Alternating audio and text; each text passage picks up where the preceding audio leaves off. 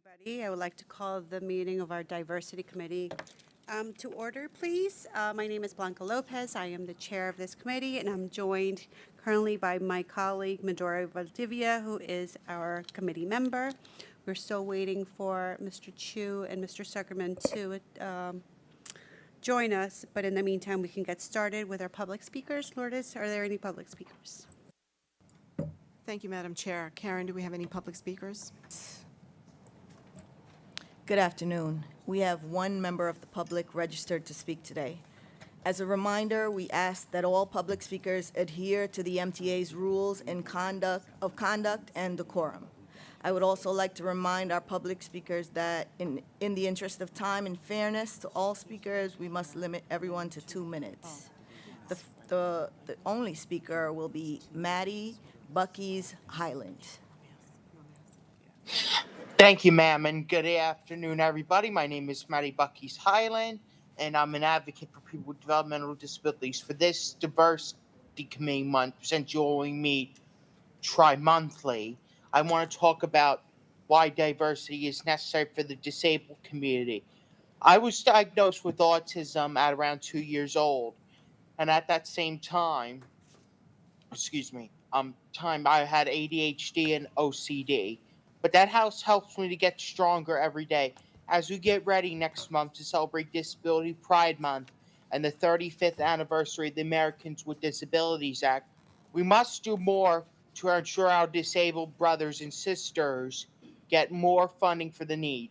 Not deporting someone with an autism tattoo, that is disappointing to say the least. We should be proud of who we are as disabled, not treat them like a second-class commodities like we did back in the past. So with that, folks, please have a great day. Get home safely, stay cool, and hopefully we'll get through this heat wave together. God bless you all. Thank you very much. Happy Disability Pride Month, everybody. Thank you.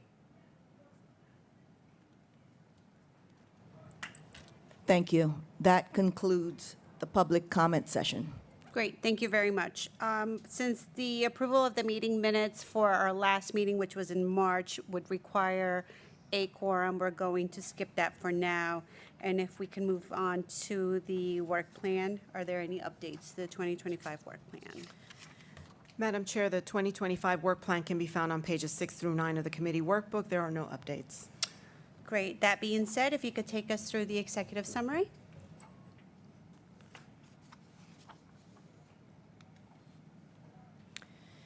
Thank you. We will start with reporting on our Q1 workplace statistics and then move on to recommitment to EO opportunity as well as the all-agency military benefits policy directive. I will ask Dr. Green to report on our workplace statistics and the EO recommitment. Good afternoon.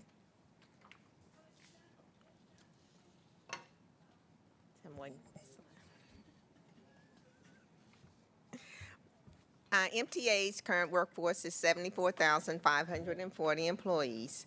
When compared to March 31st, 2024, MTA's workforce has increased by 1,003 employees. While our percentage of self-identified females have remained 19%, we actually increased female representation by 302 employees. Our representation of veterans decreased by 1%. But that decrease is likely due to the change in how we capture the information for veterans in 2024 versus 2025. Our percentage of individuals that have self-identified as an employee with a disability, that remains 1%. However, we actually increased that number by 60 employees.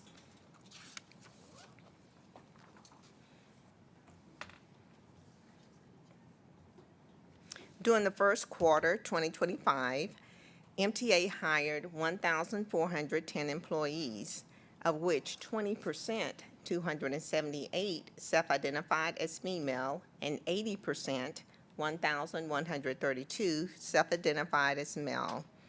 Of the 20% female new hires, 12 were hired into management / executive level positions. Some of those titles included managers, directors, assistant chiefs, and all the way up to police captain. 26 of the new hires self-identified as veterans, and 5 employees self-identified as an individual with a disability during this first 3 months of 2025. FTA requires funding recipients to maintain an equal employment opportunity program. Our next update to MTA's Equal Employment Opportunity Program is going to be due March 1st, 2026, and we will be briefing the Diversity Committee on the updated program. One of the requirements of the Equal Employment Opportunity Program is an annual recommitment to equal opportunity. The enclosed 2025 EO policy statement updates are a copy of the equal opportunity policy statements that will be disseminated to all of our employees in an attachment with a letter from the president, the chair, CEO, and which is signed by all of the agency presidents. That concludes my remarks. Any questions? I would just like to also give a warm welcome to our new MTA board member, Jim O'Donnell, who has joined us today. Thank you. Welcome. He represents Orange County. And yes, Ms. Valdivia, questions? Hi, thank you all. Thank you, Dr. Green. So remind me, because we're going to have to do a submission in March 2026, how are the changes and executive orders issued by the new administration impacting this report? Because it's really obviously important for us to be in compliance with the law as it relates to all of our federal funding opportunities. So wondering if you could shed a little light on that.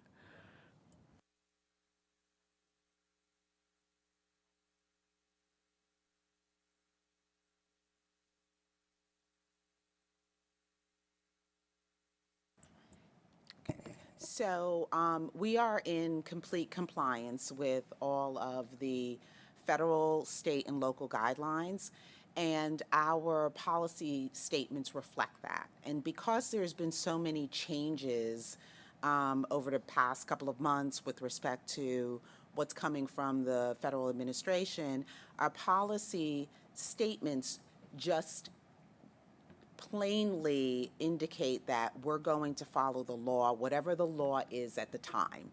So instead of enumerating the different characteristics or being more detailed, because we don't want to have to constantly keep changing and causing confusion, we just make it clear that whatever the federal law is, state and local law, applicable federal, state, and local law is, we're following it.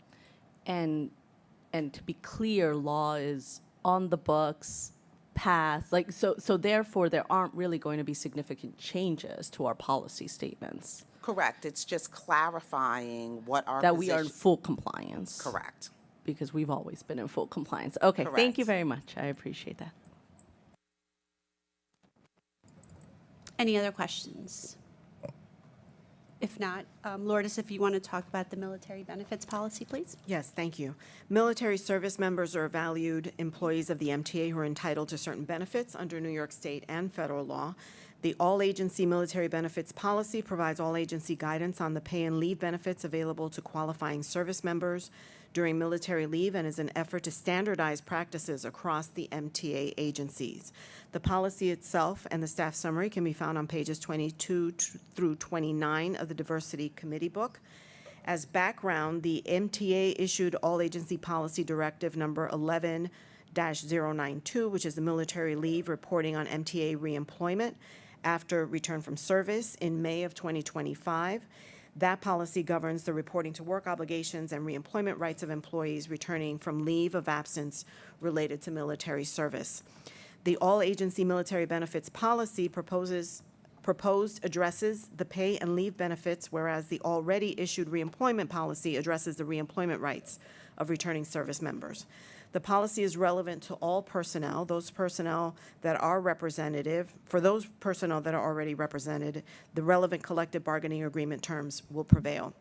In short, the policy before you notes an employee entering active military duty is entitled to a leave of absence without pay from their position while engaged in and while going to and from ordered military duty for a term not to exceed 5 years for voluntary service, pursuant to New York State statutory entitlement or the applicable collective bargaining agreement.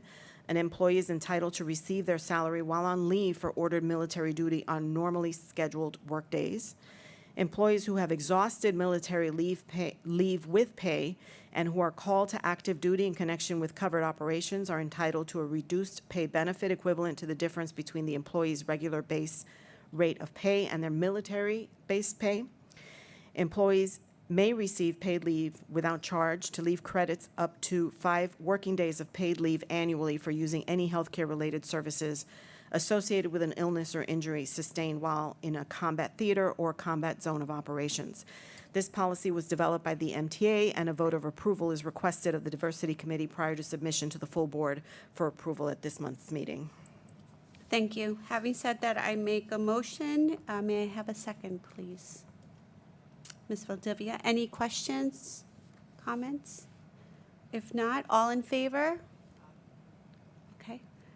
Any opposed? Nope. Okay, motion carries. Thank you. Thank you, Madam Chair.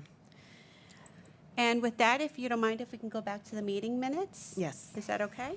Just so that we're covering all of our bases here, we would like to take a motion to approve the March 24th meeting. As everybody knows, this committee meets on a quarterly basis. I make a motion to approve the meeting minutes. May I have a second? Ms. Valdivia, all in favor? Motion passes. Thank you. Okay, if you would like to continue through the executive summary. Thank you, Madam Chair. We will be reporting on 2024-25 MWDBE activity, beginning with contract compliance activities, and I will ask Deputy Chief Ray Burke to make that report. Good afternoon. The contract compliance unit monitors almost 1,300 contracts daily. Compliance meetings with prime contractors on contracts not meeting their goals are scheduled regularly. Site visits are scheduled daily and conducted to mitigate and address potential fraud. In the first quarter of this year, there were 163 site visits were conducted, an average of almost 55 site visits a month. Contract goal waivers are requested and entertained at the 75% of contract completion.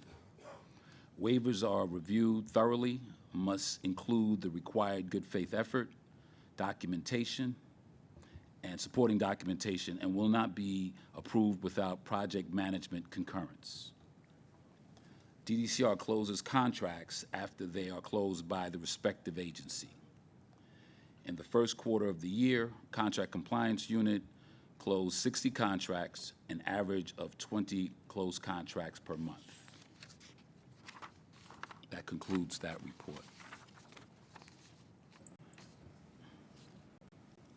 Okay, I'm going to go over the highlights as far as subcontractor awards and prime contractor awards. For DBE Primes contracts, Nathaniel Rand was awarded a $1 million contract, HQ contract, for waterfall IT equipment used to implement cybersecurity initiatives for the railroads. For DBE subcontractor, Crossroads JV was awarded a New York City Transit C&D contract for $15 million for pre-cleaning for steel repairs. El Sol Contracting was the prime. MBE Prime, Zion Contracting LLC, was awarded a New York City Transit C&D Prime Award contract for $51 million as an electrical contractor. MBE subcontractor RMD Electric was awarded a subcontract for New York City C&D for $26 million for radio communication. Novelist Tile was the prime. WBE Prime, Empire Control Abatement, won a New York City Transit C&D Contract Prime Award for $46 million for lead abatement. For WBE subcontractor, the McKissick Group, won a subcontract for $41 million under the Small Business Mentoring Program. I'm struggling. McKissick. WSP joint venture was the prime. SDVOB Prime, Transit Resources won a New York City Transit HQ Prime contract for $3 million for subway car camera contract.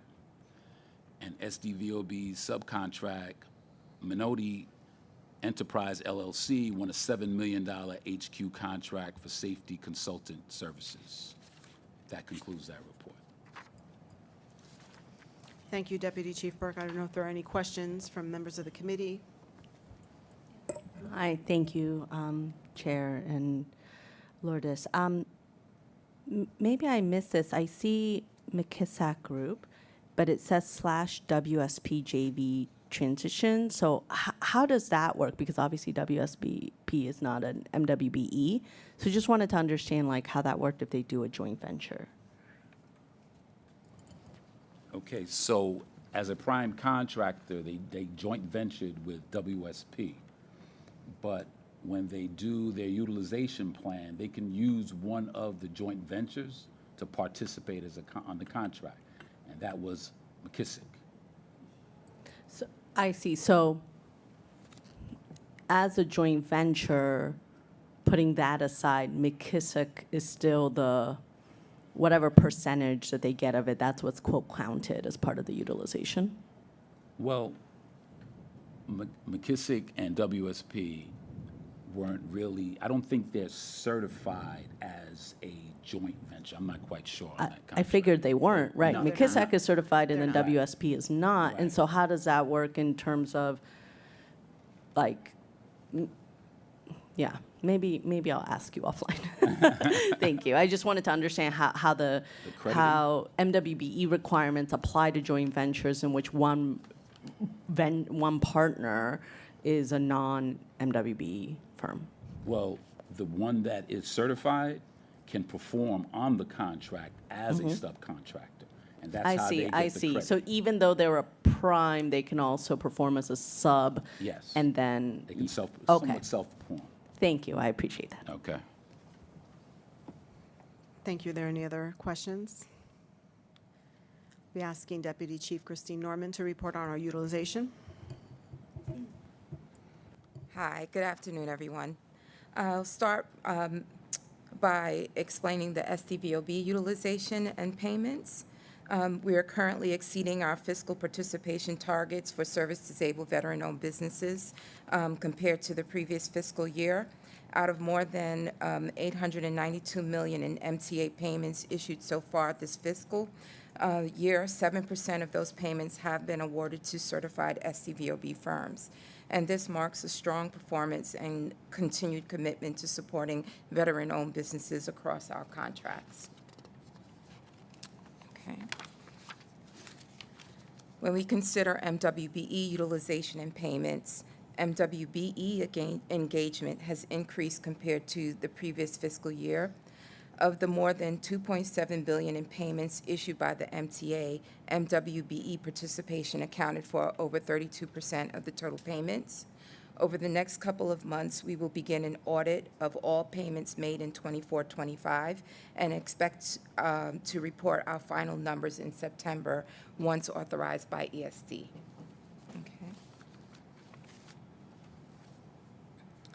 Okay. For the DBE program awards, the percentages continue to lag. So there's currently a shortfall of the DBE participation when compared to the last fiscal year. This, again, is driven by design-build contracts with awards with underdeveloped scopes. But we expect that it will improve over time. Okay. So our outreach activity from January to March of 2025, DDCR has participated in 5 outreach events sponsored by various advocacy groups.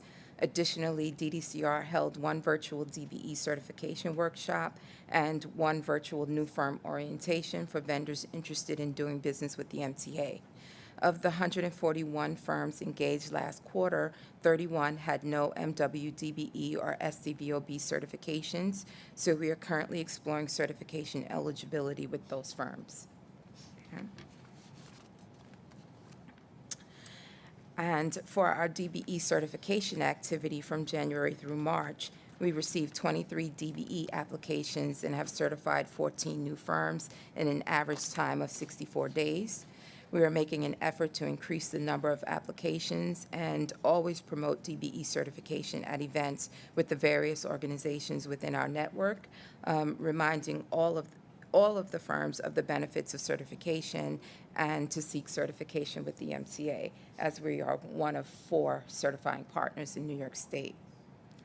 Okay.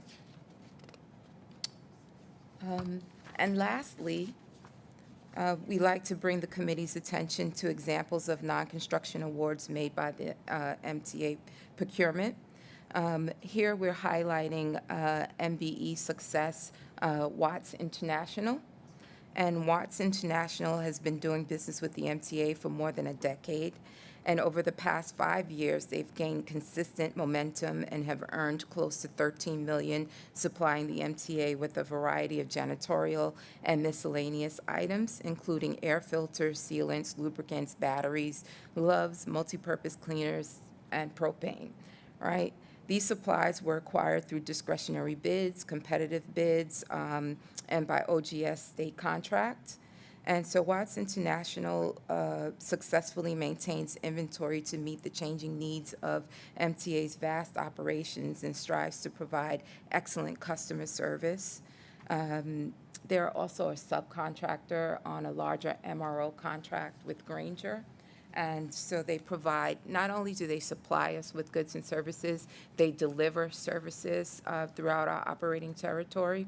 And they also inform MTA staff about product use and the availability of a variety of goods and services under the Grainger contract. So we have a great relationship with Watts International MBE. Thank you, and that concludes my report. Thank you, Deputy Chief Owens. Any questions from the committee members? Hi, okay, I have a question. So can you go back to the chart about application timeline? Yes, the one after. This one?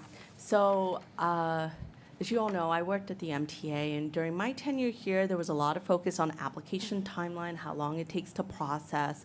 There was also a lot of focus on construction contractor payments. And what I would love to see is kind of a chart, and maybe we can talk offline about how to do this, a chart that shows like average time on payments, because I know for construction payments and to close out contracts, payments matter. And and as a small business too, whenever I'm engaging with government, I know that payment's going to be very slow. And so I'd like us to find some kind of metric to be able to create visible how long it takes to pay our firms. I defer to all of you on kind of how to best do that. But I think in addition to, because you had a chart about how many payments made, that's great. More payments, the better, and I love the focus on that. But I kind of want to understand timelines too, to see if, do we tend to be slower than other agencies, faster than other agencies? I think that just would be good information to have so we can evaluate it. And I really appreciate the company kind of focus points. I think that's really great to see the profile of these companies and get a sense of this community, right? This community is so important to our region, and there's so much work you have all done to make sure that the pipeline is really readily available. And we have a huge capital plan coming up. So we need more of these companies. So kudos to you all. 34% is incredible. Like really, really amazing. So thank you all. Appreciate you. Thank you. Thank you for that. You know, as was reported in the previous committee meeting, we are spending a lot of time trying to figure out how we can improve the process for our hub businesses and their engagement and their experience in working with the MTA. And Ray and his team do an amazing job of tracking and trying to address in as timely a manner as possible those concerns that come to our attention with respect to timeliness of payment. And he has a great relationship with the procurement team and all the teams that are relevant to making sure that invoices get paid. Tracking 1,300 contracts at any given time and tracking the payment timeliness is certainly a challenge. We'd have to take a look at how we could best address it. I think it's a worthwhile metric to look at, and we're also making sure that we're tracking where there may be some trends and some challenges, because we have found in many instances where we're getting complaints from hub businesses about payments not being process, and then as we do some digging, we find that there's some challenges in the documentation or the paperwork or the invoices are not really done. So what really constitutes a delay in payment, that is the responsibility of the MTA, because we've received the required documentation, but we're being slow, versus a challenge in getting the documentation that we need in order to properly release a payment. And so that's ongoing conversations that Ray and his team are tracking and we're monitoring and trying to figure out. But point very well taken, and certainly we can take a look at what makes the most sense. Ray's loving those kind of ideas. I could see it in his face. Are there any other questions? All right, we'll move on to an update on our small business development program. I will ask Deputy Chief Cherie Owens to make that report, please. Sure. Good afternoon. Okay. Next one. Next slide. Thank you. Okay, so I'm going to give you an update on the Small Business Mentoring Program and the new JV. McKissick & McKissick, the JV transition is now completed. We have onboarded 9 consultants with an additional 5 employees due to be brought on board for program management. Key positions that have already been filled are program manager, pre-qual director, training manager, MWDBE and STVOB recruiter, graduate transition and alumni manager, 2 MWDBE and STVOB contract compliance managers, and 2 back office support liaisons. As far as the pre-qualification process, DDCR now manages the pre-qualification unit. The pre-qualification unit manages the application review process, the bidders list, the back office support, including enhancements such as capacity reviews, customized action plans, and one-on-one technical assistance for the firms. The application review, the pre-qualification team is revising the applications to create a more streamlined and efficient process. We are taking the application, well, the application is currently offline until the end of June to facilitate a thorough review and complete the application updates. The training curriculum, the training program is being enhanced to create mandatory MTA core classes aligned with current MTA standards, compliance requirements, performance expectations, and safety requirements, with optional business development courses that will be delivered as elective based on the contractor's needs. And lastly, the rebranding to MTA Edge. WSP is leading the MTA Edge rebranding effort. They're in the process of aligning the rebranding efforts with the program requirements. The rebrand and relaunch will be completed in the 4th quarter of 2025. Okay. And these are the current awards for the program to date. We have 5 contracts awarded with a total of $5.8 million as of quarter 1, sorry. That concludes my presentation. Thank you, Deputy Chief Owens. So again, we've got 5 that have been awarded so far, but we are anticipating a very busy June and July Yes. summer season, and certainly by the end of the calendar year in order to reach our $74 million goal for the calendar year. Any questions with respect to the Small Business Mentoring Program? Remind me again, for this program, is it just contractors, construction contractors, or has it expanded to professional services? It is right now just construction contractors, and we did propose an amendment to the legislation, to It's the state small business legislation, right? mentorship program to allow us to add construction-related industries. Unfortunately, we didn't get it done this legislative Okay. session, but it is number one on my priority for the next legislative session. Thank you. Appreciate that reminder. Yeah. Thank you. So we will move forward with updating on Q1 ERG events. I will ask Deputy Chief Evita Marrow to make that report, please. Hi, good afternoon. So our Latinos and Friends Employee Resource Group on Wednesday, April 9th, hosted a cafecito chat, an invitation to have coffee and to welcome or get to know a person in the Hispanic community is referred to as a cafecito chat. For this reason, our Latinos and Friends ERG invited Justin Vonishak, president of Metro North Railroad, to attend an informal chat designed to provide MTA employees with an opportunity to learn about his MTA executive role and to obtain professional insights. Our Young Professionals Employee Resource Group hosted a transit-themed Tringo, which was a transit-themed bingo night open to employees, all employees from across the agency. This event encouraged colleagues to network, meet new people, make new connections with individuals from different departments in a fun, laid-back setting.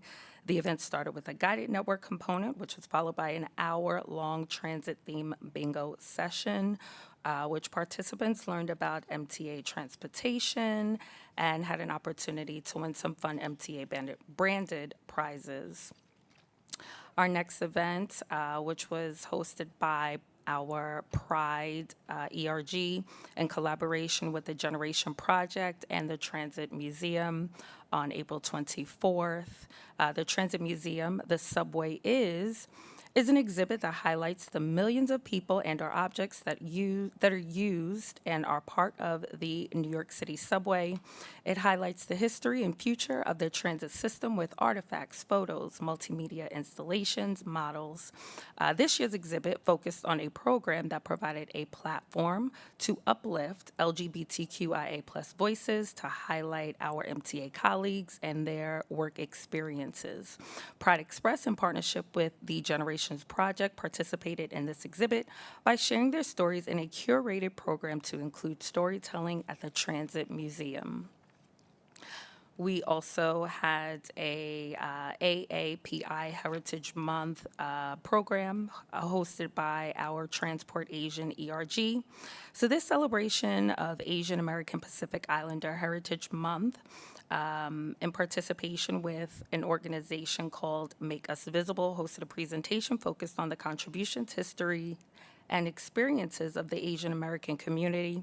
Our Transport Asian ERG members, Vidya Jaikaran, and Geeta Vora, along with Kate Lee and Jeff Gu of Make Us Visible, highlighted some notable yet overlooked Asian American figures and their contributions to United States history. Make Us Visible is an inspiring organization dedicated to promoting AAPI representation through their education and advocacy. Our Veterans ERG hosted a Memorial Day commemoration on May 22nd. The ERG group commemorated Memorial Day with a wreath ceremony in the lobby of 2 Broadway. The Veterans ERG Vice President Jesse Walker, along with Veterans ERG Treasurer Angela Walker, gave words of remembrance and honor of service members who made the ultimate sacrifice to ensure freedom for all. Thank you to all of the veterans who serve. Lastly, our multicultural ERG, along with their executive sponsor, Jamie Torres Springer, President, Capital and Development, and Peter Crawford, Assistant Director, Construction Manager for Metro North Railroad, a multicultural member, hosted a tour of Grand Central Madison. The tour began at Grand Central Terminal and progressed through Grand Central Madison. The tour had stopping points of interest, paying homage to the diverse talent instrumental in the construction and design of Grand Central Madison. That concludes my report. Thank you. Thank you, Deputy Chief Marrow. Madam Chair, if there are no questions from the committee, that concludes our report. Thank you very much. Seeing that there aren't any questions, if I could have a motion to adjourn the meeting. Thank you, Ms. Valdivia. Second? I will second it. All in favor? Meeting adjourned. Thank you. Thank you.